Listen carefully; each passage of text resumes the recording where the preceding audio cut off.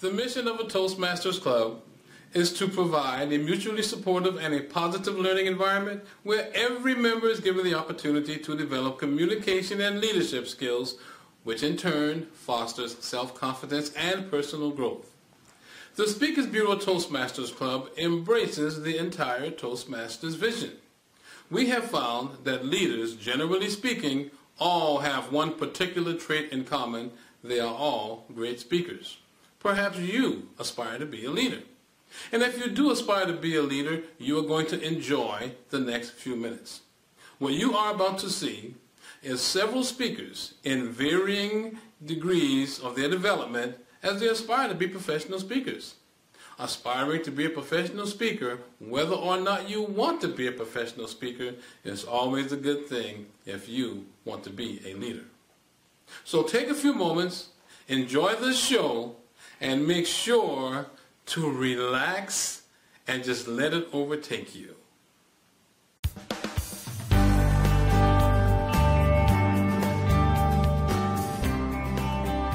Our keynote speaker today is Susan Harbay. She spends her days at Intel as an information security specialist, but her weekends are where she gives back. Today, we face many changes, and Susan will address how we can take control. Hello, everyone. Who here hasn't been through some form of change in their life?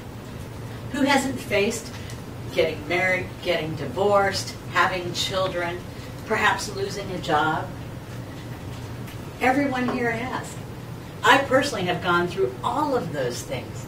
And I spent many years of my life waiting for somebody to come along and offer me the next thing that would save me from the ones I didn't like. Most of us sit back and we wait. How often have you heard somebody say, "Don't worry, something better will come along"? That change, don't worry, it'll take care of itself. Just let it go, it'll be okay. I had a really interesting lesson, and it was crazy. It came from a 12-year-old girl. Imagine being 12 years old, coming from a divorced family, having a mother, a stepmother who lived with you, a stepsister who was about your age, a half-sister who was about 5 years younger, father in Iraq, mother in Iraq, grandmother in Iraq, uncle in Iraq, and going to a school in a brand new school district because you just moved here with your family from Seattle. I was writing emails to this little girl as a part of a program that I'm part of called PC Pals, and this little girl was beautiful. When I met her, she was at least 6 inches taller than me. She was only 12 years old. She was beautiful, gorgeous, and she had the best spirit. And as she told me her story, it unfolded to me how rough her situation was. This was in 2003.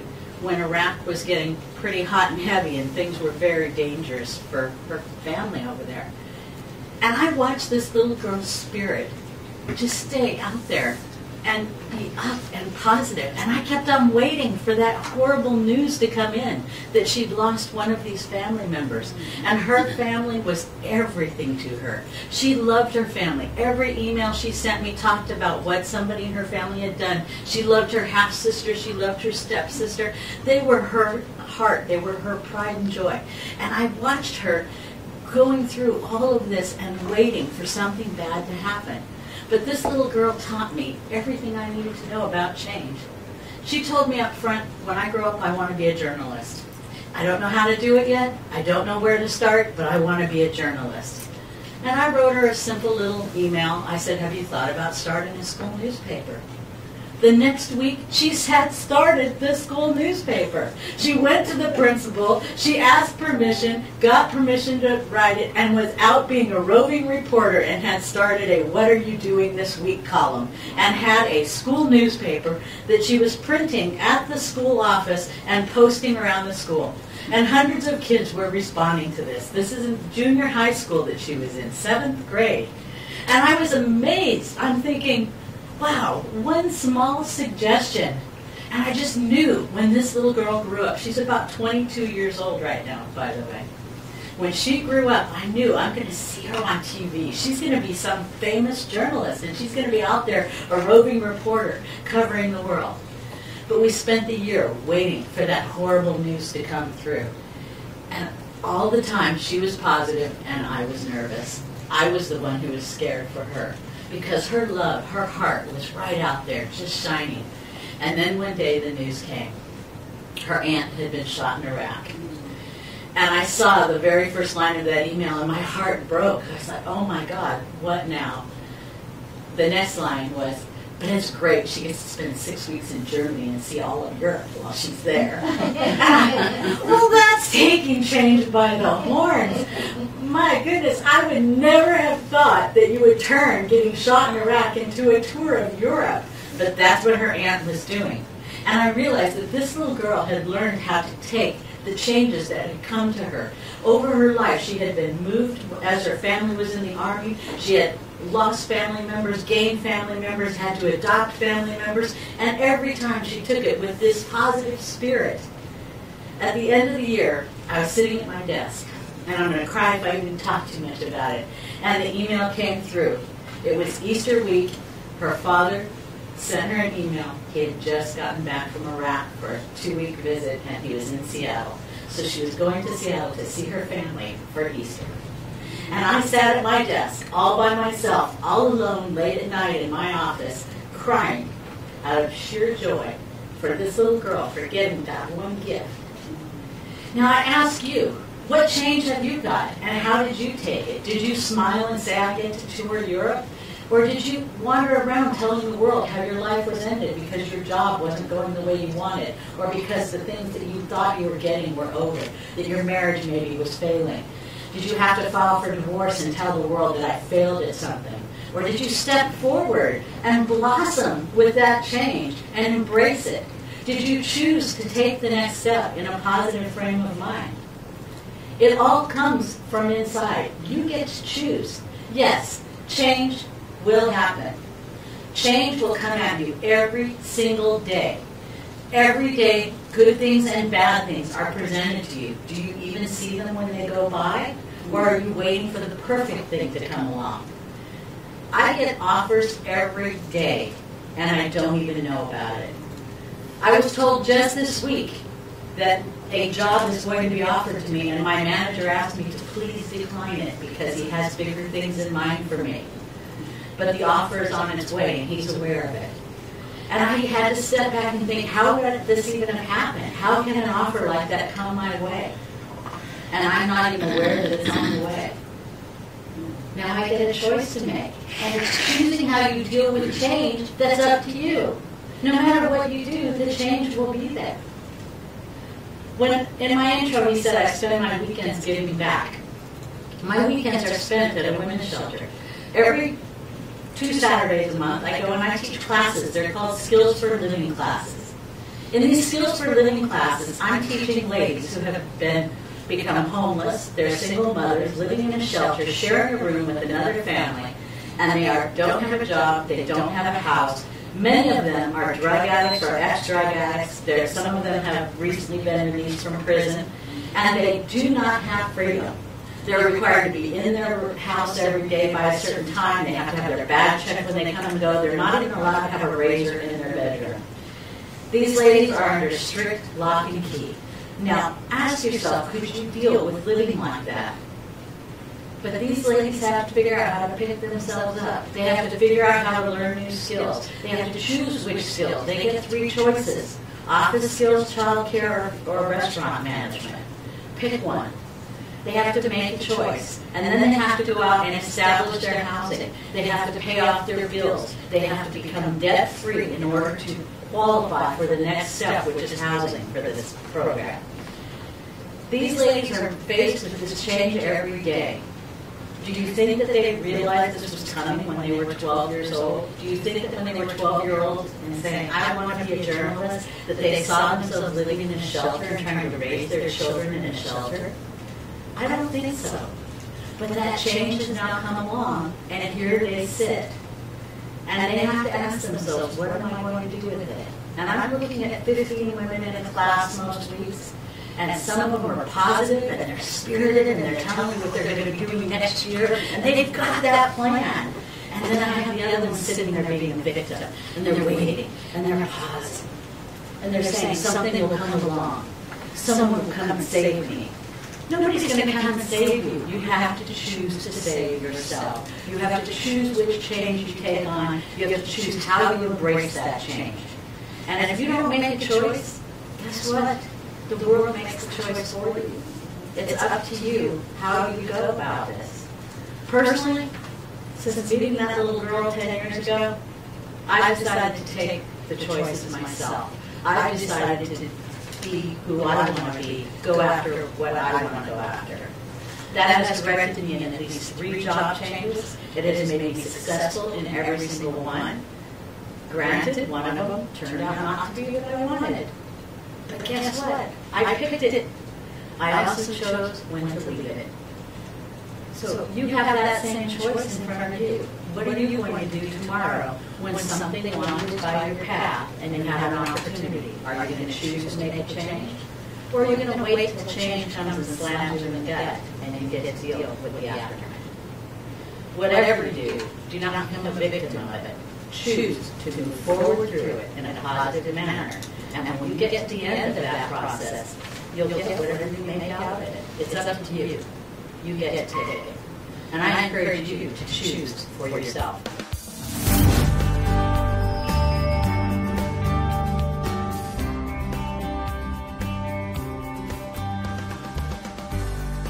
Pamela Douglas Alvarado currently lives in Sacramento, California with her husband Victor. Through her experience and education in aromatherapy, she developed a program to help people. Through her workshops, Hair Garden in the Garden, she has benefited many. Pamela Douglas Alvarado. Thank you, Mr. MC, Toastmasters, and special guest. I remember in May going to see my brother because my nephew was graduating from high school. And when I got on the plane, the flight attendant said, "Please fasten your seatbelt." Well, I remember years ago when I traveled on a plane, the flight attendant said, "Please also turn off your cell phones." Well, when I was on this flight in May, she not only said turn off your cell phone, she said turn off your iPad, your iPhone, your iPod, your Kindle, your Nook, your Nintendo. And I was like, what is going on? But she said any electronics. But I guess people said, well, she didn't say that one, so I'll keep mine on. So I realized that our society has turned into an electronic energy, like on a conveyor belt, just moving, and you can't get off. So when do we stop and get off? For 5 minutes and just slow down and just relax. We're nonstop at our jobs, at home, we're on the phone, we're texting, we're taking calls, we're emailing. And when we're not on the phone, someone is calling wondering why you're not picking up the phone. I know, because they always tell me, you never answer your phone. I don't want to answer the phone. Well, they say, well, why do you have a phone? I'm like, when are we going to slow down? Because at work, stress is the #1 cause for hospital visits. And at work, stress can help you, make you not think straight. It can also give you no energy. You will miss work, or you have a short fuse with that employee. So I have a picture. You see this cat? If you feel like this cat, then you're stressed. You all will get this sheet because there are simple ways to relieve stress. And there's one on here called Give a Hug. I read an article that if you get 4 hugs a day, it helps relieve stress. So we're going to do a lot of hugging after this. But through my own moments of stress in life, I remember when we lost our business, our cars, we had no money coming in, bill collectors calling. I was stressed. I went to bed thinking about it. I woke up thinking about it. I didn't know what I was going to do. And then finally I began to let my faith take over and just be still. And that's when this program came to me, Sense Sound Special Places. I found using essential oils, meditation music, and visualization really help me to relax, rejuvenate, and recharge. And I would like to take this time to show you how to take 3 to 5 minutes out of your day at work. Close the door, tell your secretary, hold your calls, and just use the Sense Sound Special Places program to relax, rejuvenate, and recharge. So what I'm going to do is pass around. I want you to hold your hand open. Normally I'll put it on a tissue, but I'm going to put a couple of drops. This is lavender oil. Lavender essential oil is very relaxing. Essential oils has been used from the beginning of time. You can find over 150 mentions of essential oils in the Bible. We're also going to use meditation. Meditation has been used for most world religions, but it's therapeutic and it's a relaxing benefit for stress management. And music. Music has a lot of power. It soothes the soul. So we're going to use some meditation music. Okay? So take a moment. Your hand. 2 drops, and you're going to rub it together in your hand, and then you're going to cuff it over your nose, and you're going to breathe it in. I'll go around this way. Okay, if you do not have to participate, if you don't want it. I forgot to mention that, because everything is all. So, just follow me. I want you to listen to the music as I play it, and follow my voice. I'm going to guide you through this. Take your hands and cup. Inhale, breathe it in. Breathe out. One more time, breathe in. And breathe out. Again, breathe in. And breathe out. And now, put your hands down on your laps and cross your feet and just relax, okay? And listen to my voice. Close your eyes. Breathe in deep. Breathe out. Again, breathe in and breathe out. Relax. Go to a special place where you feel relaxed and at peace.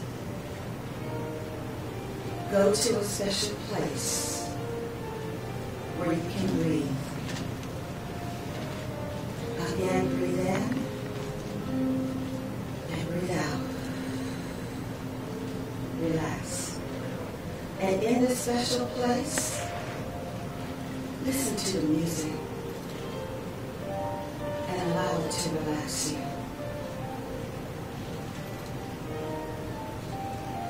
Breathe in deep, hold it, and breathe out. Relax.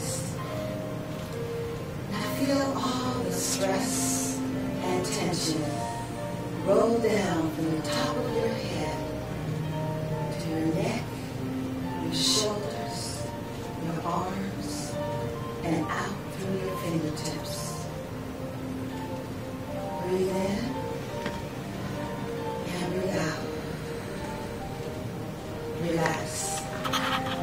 Feel all the stress and tension roll down your chest, your back, your hips, thighs, your legs, and out through the bottom of your feet. Breathe in and breathe out. Relax. Now look out in front of you and see this great big bubble. In this bubble, put everything that stresses you inside this bubble.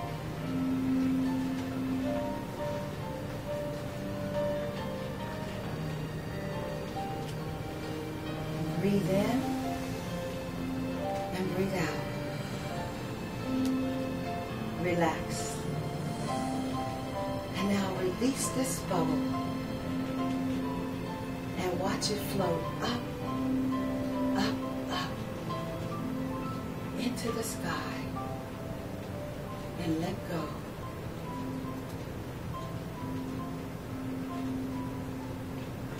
Breathe in, hold it, and breathe out. Relax. And now look up and see this great big sun. Imagine the top of your head opening up and the liquid rays of the sun just pours down into the top of your head. Feel the warmth as it flows down your head, your neck, your shoulders, your arms. Breathe in deep and breathe out. Feel the rays of warmth just flow down your chest, your back, your hips, your thighs, your calves, to the bottom of your feet. Breathe in and breathe out. Relax. Feel the warmth of the rays just flow all through your body, feeling so good. It's re-energizing you, rejuvenating you, and relaxing you. Breathe in and breathe out. Relax. And now look up into that sun as it begins to awaken you. Stretch your arms out towards that sun, feeling re-energized, feeling good, feeling great, feeling wonderful. Slowly open your eyes, feeling good, feeling wonderful. And remember this, to enjoy life, think freely, smile often. Tell those that you love that you do. Rediscover old friends. Make new ones. Hope, give in, explore. Keep a promise. Laugh a lot. Reach out and let someone in. Slow down. See a sunrise. Listen to the rain. Trust life. Have faith. Pray. Enjoy. Make some mistakes, but learn from them. Be alive. Live by celebrating every moment of life. Because life is easy. We make it hard. Thank you for joining me in the Sense Sounds Special Places session.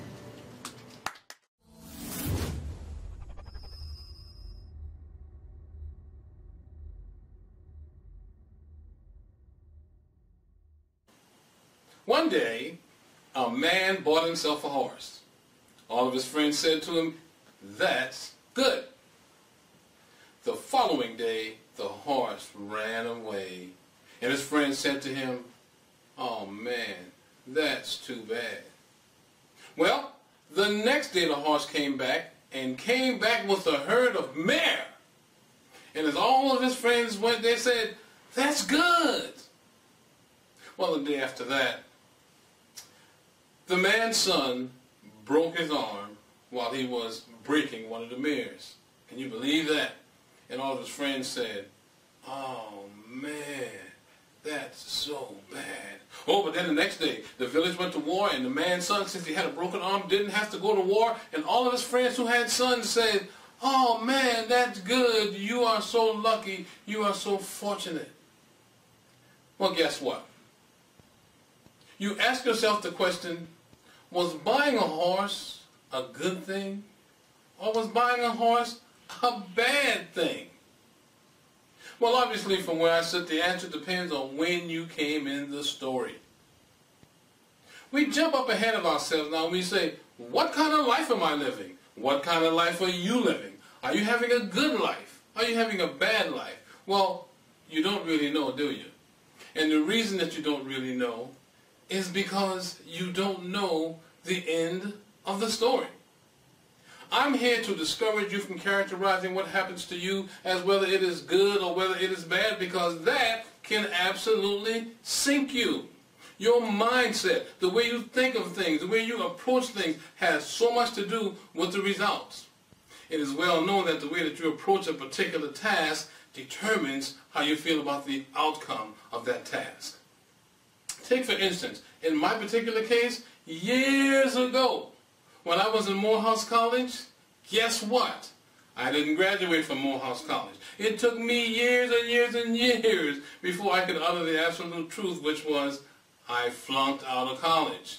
But look at me now. I look at me now. Was flunking out of college a bad thing, or was it a good thing? Any situation that you can think of when dealt with in the context of the rest of your life can be thought of as simply a stepping stone to the greatness that you are now achieving.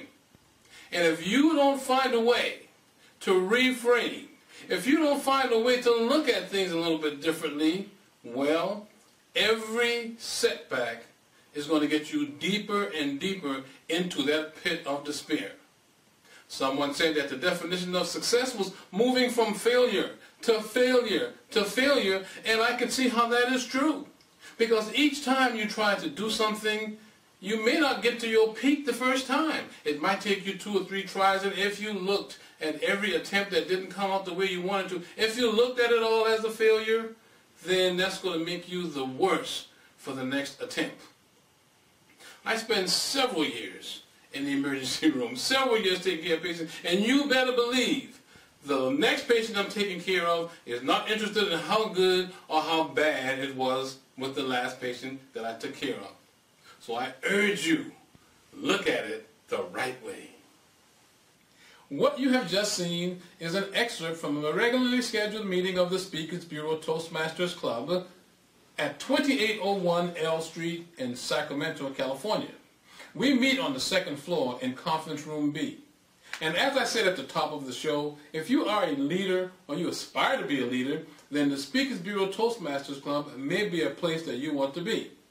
Now there are a couple of qualifications that you need in order to benefit from this. And one of those things is you have to already be a Toastmaster. Speakers Bureau Toastmasters is committed to making you the best that you can be. Toastmasters is committed to making you the best that you can be. Feast your eyes on this manual. If you are a Toastmaster, then you are familiar with the educational manuals that Toastmasters promote. This one is called Communicating on Video. We at the Speakers Bureau Toastmasters Club believe in you and believe that you can see your best self by regularly videotaping yourself. So we include that as part of our agenda at the Speakers Bureau Toastmasters. So we encourage you to pursue your professional speaking credentials. We encourage you to elevate your talent to that level where you can be as skilled as a professional speaker. So join us the 1st and 3rd Saturday of every month, the 1st and 3rd Saturday of every month at 9:30 to 11:30 in the morning. This is not your typical Toastmasters meeting, and attending this regularly will not produce a typical Toastmaster. So I am Victor Irving Jenkins, a DTM in Toastmasters, inviting you to come visit us at the Speakers Bureau Toastmasters. Bye for now.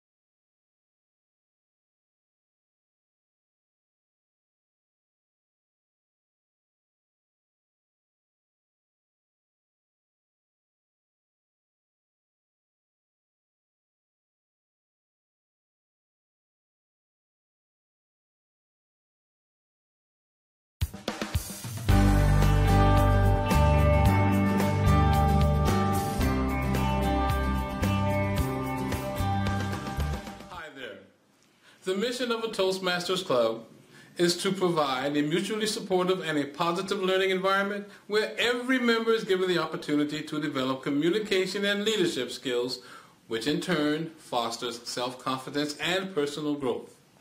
The Speakers Bureau Toastmasters Club embraces the entire Toastmasters vision. We have found that leaders, generally speaking, all have one particular trait in common: they are all great speakers. Perhaps you aspire to be a leader. And if you do aspire to be a leader, you are going to enjoy the next few minutes. What you are about to see is several speakers in varying degrees of their development as they aspire to be professional speakers. Aspiring to be a professional speaker, whether or not you want to be a professional speaker, is always a good thing if you want to be a leader. So take a few moments, enjoy the show, and make sure to relax and just let it overtake you. LaWanna Parker has a lifetime of experience at motivating and counseling others to reach for their goals. Over the last 35 years, she has worked with teenagers and young adults, encouraging them to realize their potential and that they don't have to be a victim of circumstance. I don't have to be a victim of circumstance. LaWanna Parker. It's one of those days in which I have decided not to give into a headache from hell. You're probably wondering, why does she come up here talking about I don't have to be a victim? Well, let me ask you something. When you were young, were you quiet, shy, maybe timid? Any of you? Well, I certainly were. I got to tell you, people would come to me when they had problems, but I didn't know how to respond to them. And there were dreams that I had, but I didn't know how to accept them. I just heard a story of a young girl who made her dreams happen. Well, let me tell you about a young woman, me, who didn't know how to do that. I could help other people, but I didn't know how to help myself. I wanted to dance, and people said you couldn't do it, so I gave in to that. I did go and get me a book from the library to try to learn how, but I gave in to what those people said I couldn't do. And even though I learned the techniques of how to ballet dance, I didn't try to pursue it because they said I couldn't do it. It was like that all through my life. People telling me you can't do something. And I wanted to model, you're too short and you're black. Nobody's going to be interested in you modeling. I accepted that. I accepted so many things that when something good was offered to me, I walked away from it. I went to work for the phone company. Miracle of miracles, I got hired by the phone company, making big time money in those days. I was offered the position of service assistant to a manager. And instead of accepting and trying to do the job, I said, oh, I don't know how to do anything like that. I don't think I can handle that.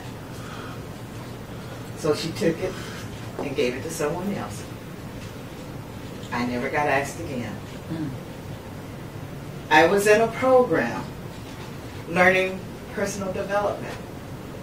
I learned a lot in that class about how to dress, how to carry myself, how to get into a car properly, look like a lady instead of a doofus.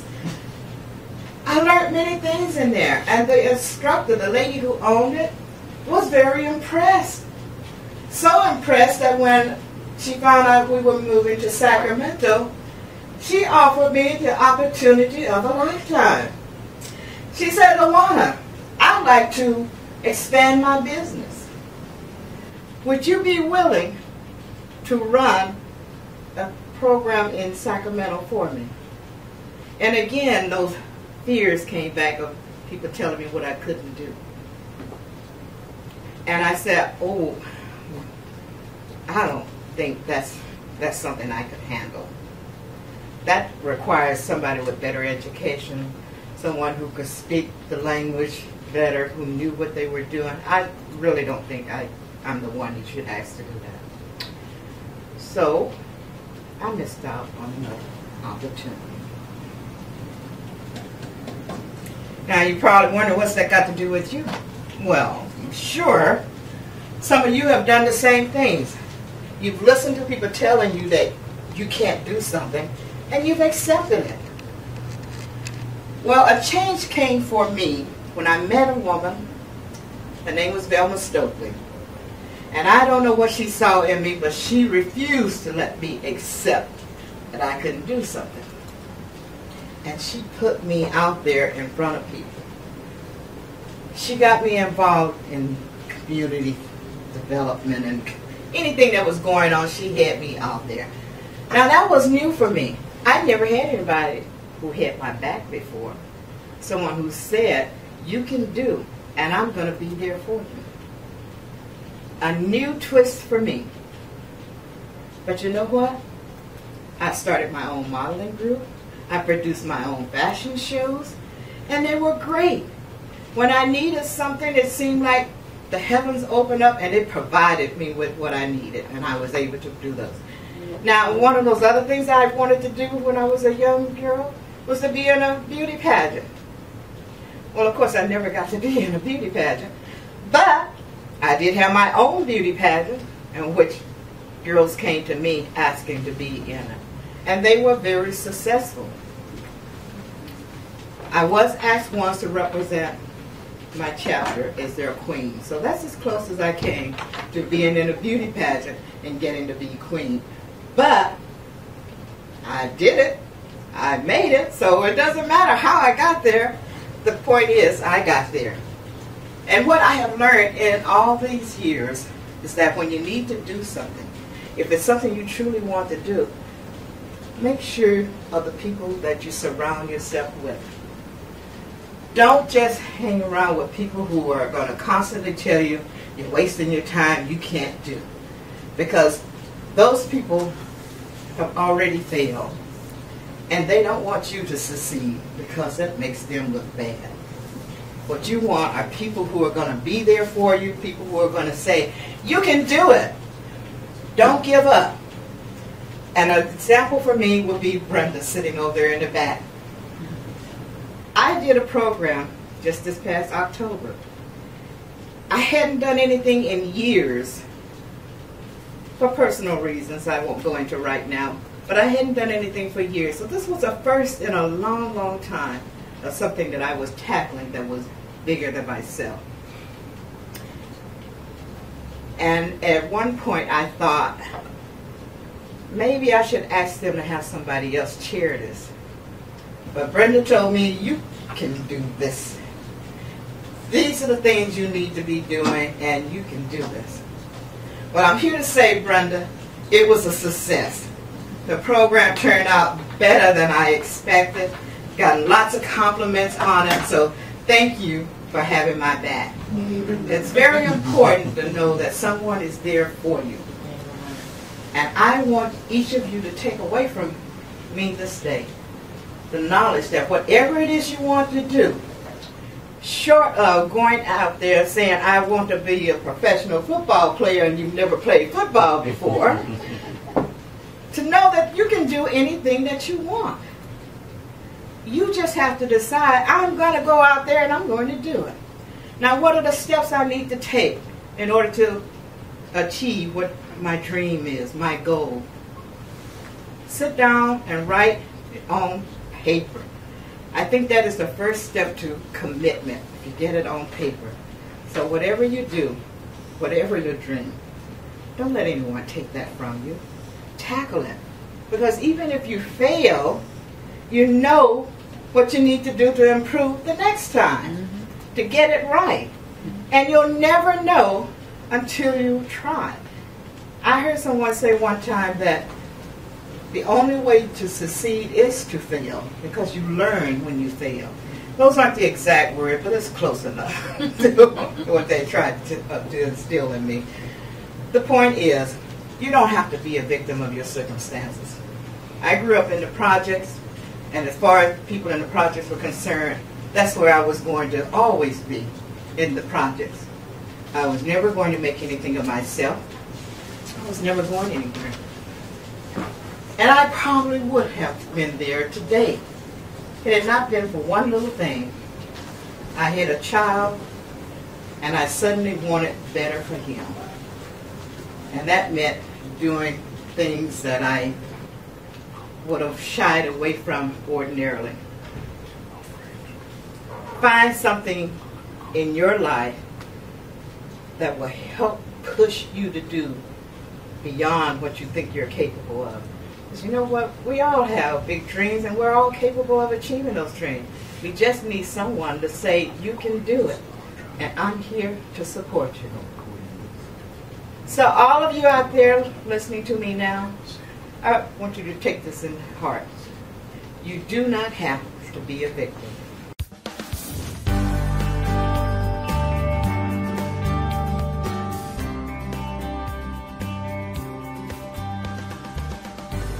Our next speaker has been a Toastmaster for a considerable amount of time. I know him as a general contractor and even as a humorous speaker, but today he is going to give us a presentation entitled, Are You Listening to Your Emotions? And now, ladies and gentlemen, without further ado, help me welcome to the lectern, Cliff Brackett! Thank you. Love that enthusiasm. About 4 months ago, I was at a customer's, it was an apartment complex. And they called me there because they had a young woman. She and her husband had a 3 or 4 year old. And they had a problem, and they were concerned about mold and various things. And she was explaining how this young girl would come in, and she was just going on about the problems, and she was concerned about this. And I won't go into all the details. But what really struck me was that the manager constantly focused on this young woman being angry and threatening, to sue and all of this. And of course, in the apartment industry, that's a real issue. So as she's explaining this and talking about the problem, she said, I want you to go to the Cliff, find out what's going on, and take care of it, deal with it, whatever. So I went over and talked to the young woman, and she was going over the same thing with me that she had with the manager. And then she made the statement. She said, but she doesn't listen to me. And I thought, well, how can she say that? Because she communicated to me, the manager did, the same thing that the young woman did. So obviously, the manager was hearing the words. But there was something she wasn't hearing. And it was like a light. Because now I have to tell you, I've been struggling with how to communicate, how to succeed, all these issues.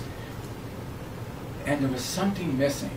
And that day, I got what was missing. The manager was not listening to the young woman's fear. That's what she wasn't hearing.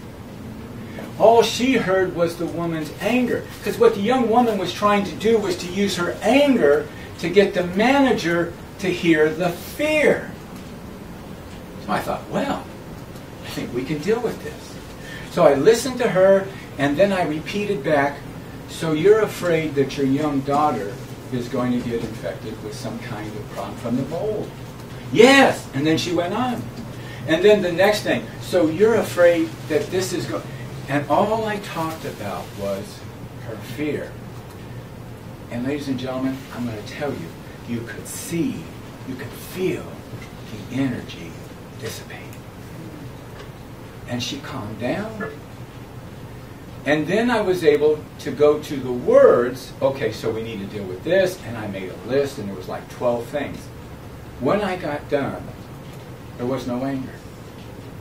We took care of it, and all the threats about suing and everything disappeared. Because most people don't want to go through that hassle. There are always those who do. I mean, that's just our life today.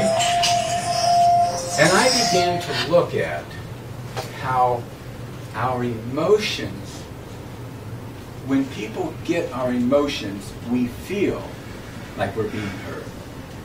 And I started this practicing it with my wife. So when she gets angry, instead of dealing with the words that she was saying, I would start listening to, so what's the emotion underneath? And I would say, so you're afraid I'm not going to finish what I said I'm going to do. Well, you never do. Okay, I get that. So what do I need to put in place that you know I'm going to finish this? All the anger's gone. My wife is such an easier woman to live with. What I really want to share with you, to kind of get you to look at, is that listening to people's emotions is not a natural way of hearing. We don't. And as a man, I can guarantee you it's not natural. But there's a certain power that we can possess in our relationships, an empowerment in terms of connecting with people. When they we hear their feelings. And I have to tell you, I've used this to change the way I communicate to people. So if they say something that activates an emotion that I say, well, I need to deal with this emotion, I'll say, you know, when you say that, I feel this way. Oh. And it changes the whole conversation. There's something, and I can't go into all the, there isn't time to go into all the ramifications. There's something about our emotions that we avoid. And we're brought up in a culture where, well, it started back in the Depression.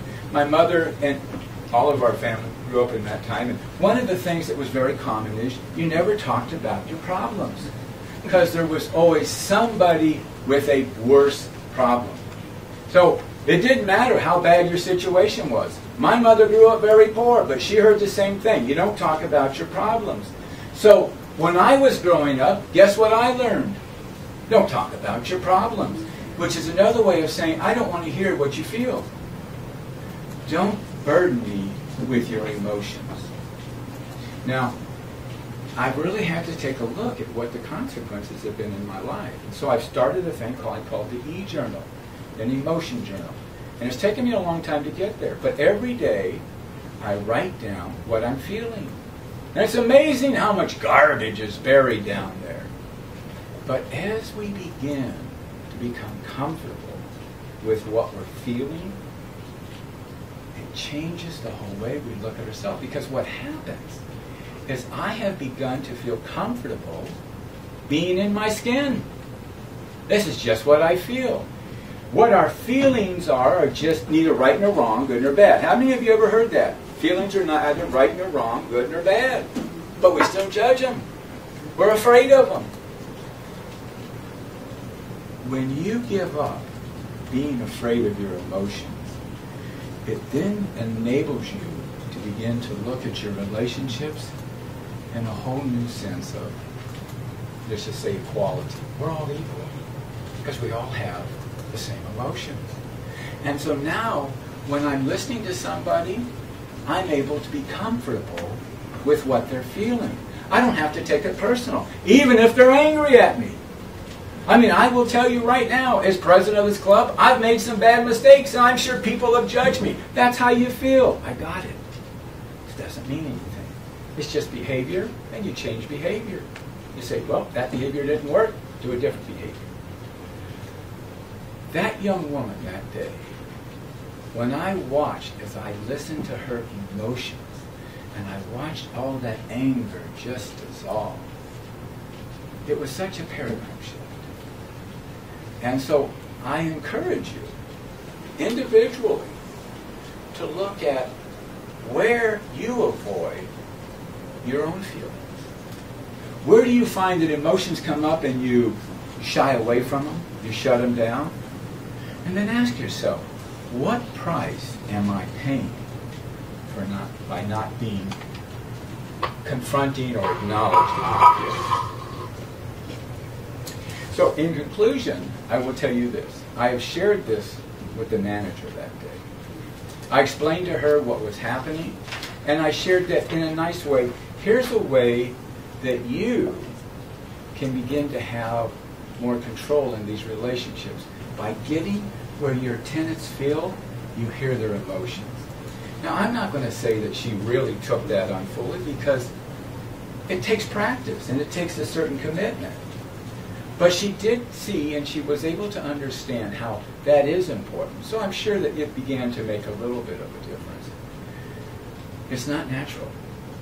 And if we don't pursue that type of a behavior, that way of thinking at it, it won't happen. So what's an inspiring word that I could leave you? You can make a difference in somebody's life by listening to what they're feeling.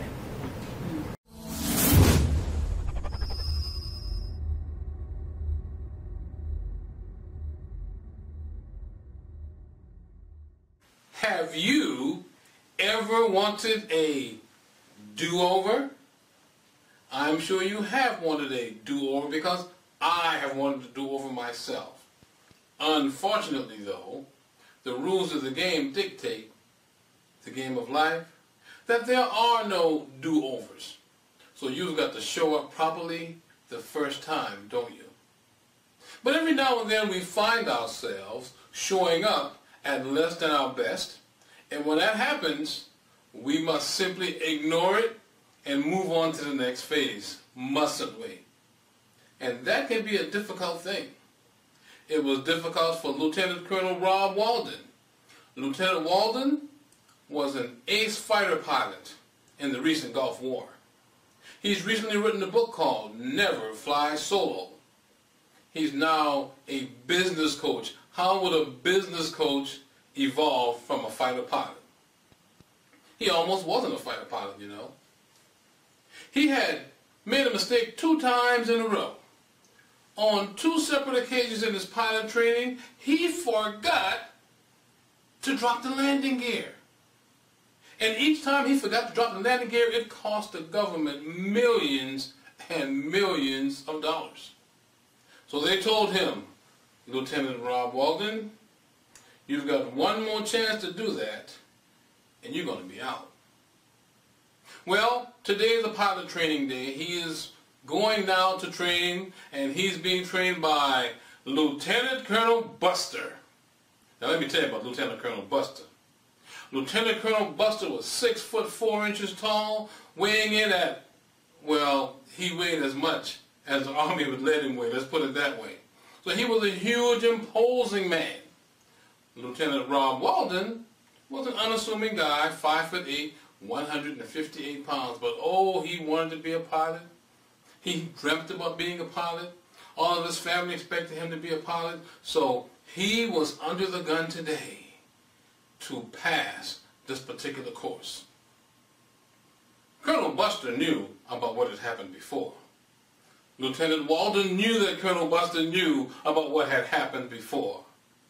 And so the moment of truth was beginning when Lieutenant Walden is standing there with the rest of the troops and Colonel Buster comes in, sauntering into the classroom. Every man there was petrified, including Lieutenant Walden. Lieutenant Walden more so than the others. Well, Colonel Buster is a pretty experienced guy. He knows that these fighter pilots that he's training can make or break the war. He knows that these young men, as they're flying, that they can make many great things happen if they are ready to go. Not one to let anything get past him, he walked up calmly to Lieutenant Walden, stuck his hands up and said, "New day, new jet." That's right. New day, new jet. And as Lieutenant Walden reached his hands up to shake his, you could feel the tension in the room dissipate. Almost like an overinflated tire, the air coming out of it. Psst. Colonel Buster, at that moment, changed history. He changed Lieutenant Walden's life because Lieutenant Walden now felt as though he could overcome what had happened. He felt as though those last 2 times that he made the mistake of not engaging a landing gear, he thought now that Colonel Buster was going to give him a fair shot. And the tragedy was averted. Lieutenant Walden went on to become a fighter pilot. Colonel Buster went on training more and more fighter pilots for the military. I tell you that story because as a leader, we have the power to create a certain mindset in the people that we are leading. We have the power to turn a bad day into a good day simply by sticking our hands out saying, "New day, new jet." We can ignore what has happened in the past. We can give each other the benefit of the doubt. We can make sure that the people that we are training know that we are for their good. On the other hand, we have to realize that the people that we are leading, they are also going to do great things. We don't want to take a man that's going to do great things or a woman that's going to do great things and wash them out prematurely. So as we move in our lives, as we function in our role as leaders, let us remember one of the best things you can do for a person that haven't done their best is stick your hand out and go, new day, new jet. What you have just seen is an excerpt from a regularly scheduled meeting of the Speakers Bureau Toastmasters Club at 2801 L Street in Sacramento, California. We meet on the second floor in Conference Room B. And as I said at the top of the show, if you are a leader or you aspire to be a leader, then the Speakers Bureau Toastmasters Club may be a place that you want to be. Now there are a couple of qualifications that you need in order to benefit from this. And one of those things is you have to already be a Toastmaster. Speakers Bureau Toastmasters is committed to making you the best that you can be. Toastmasters is committed to making you the best that you can be. Feast your eyes on this manual. If you are a Toastmaster, then you are familiar with the educational manuals that Toastmasters promote. This one is called Communicating on Video. We at the Speakers Bureau Toastmasters Club believe in you and believe that you can see your best self by regularly videotaping yourself. So we include that as part of our agenda at the Speakers Bureau Toastmasters. So we encourage you to pursue your professional speaking credentials. We encourage you to elevate your talent to that level where you can be as skilled as a professional speaker. So join us the first and third Saturday of every month, the first and third Saturday of every month at 9:30 to 11:30 in the morning. This is not your typical Toastmasters meeting, and attending this regularly will not produce a typical Toastmaster. So I am Victor Irving Jenkins, a DTM in Toastmasters, inviting you to come visit us at the Speakers Bureau Toastmasters. Bye for now.